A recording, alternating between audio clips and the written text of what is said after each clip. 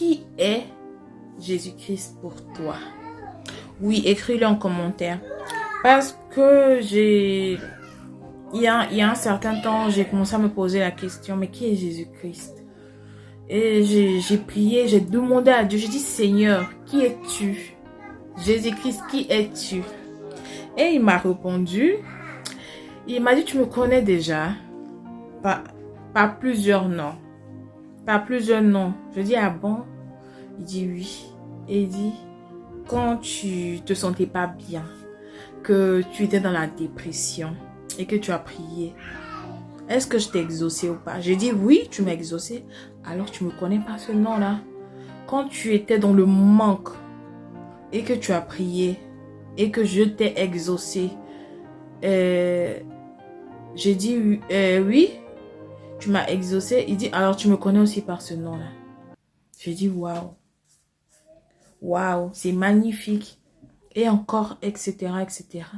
Et il m'a dit, tu me connais déjà par ce nom-là, mais j'ai plusieurs noms. Alors, je viens te parler aujourd'hui de Jésus-Christ. Ce qu'il a fait pour moi. Jésus-Christ, mon soutien. Jésus-Christ, le Dieu qui a subvenu et qui subvient à mes besoins. Je le connais par ce nom-là. Je viens te parler de lui. Il a dit dans la parole que si je nourris les oiseaux du ciel, qui ne sèment ni ne moissonnent, à plus forte raison, l'homme qu'il a créé à son image. Pourquoi est-ce que toi, il ne va pas te nourrir? Pourquoi est-ce que toi, il ne va pas subvenir à tes besoins? Moi, franchement, il y a des prières que je ne fais plus. Il y a des prières que je ne fais plus parce que je sais que Dieu, il a déjà subvenu, il subvient, il m'a déjà donné. Voilà. Peut-être que c'est moi qui ne sais pas comment encore aller vers la chose. Mais il a déjà tout donné, sa promesse est déjà là. Et elle fait effet dans ma vie. Et donc quand j'ai compris cette parole, je vous dis que cette parole-là, on m'a enseigné ça maintes et maintes fois, plusieurs fois. Le verset que je viens de vous citer, si je nourris les oiseaux du ciel, à plus forte raison, vous mes enfants. J'ai entendu ça plusieurs fois. Mais j'ai compris réellement ce verset-là l'année passée. J'ai commencé à comprendre de l'année passée jusqu'à cette année. Pourtant, il y a longtemps que je suis en Christ. Donc vraiment, je vous exhorte à aller méditer sur ce verset-là et de comprendre la profondeur de ce verset. Depuis que moi j'ai compris la profondeur de ce verset, même si souvent ça me brûle, j'ai envie de prier Seigneur pour mes finances, mais je ne prie plus parce que je sais, j'ai la foi que Dieu m'a déjà exaucé, j'ai la foi que j'ai déjà tout, au fait, il a tout disposé avant que je ne naisse. Avant même que mes parents ne naissent, il avait déjà disposé ce que moi, je devais avoir sur cette terre. Il m'avait déjà tout donné. C'est-à-dire quand je suis née comme ça, là, je suis née avec tout mon potentiel, tout ce que Dieu m'a donné, là, je suis née avec.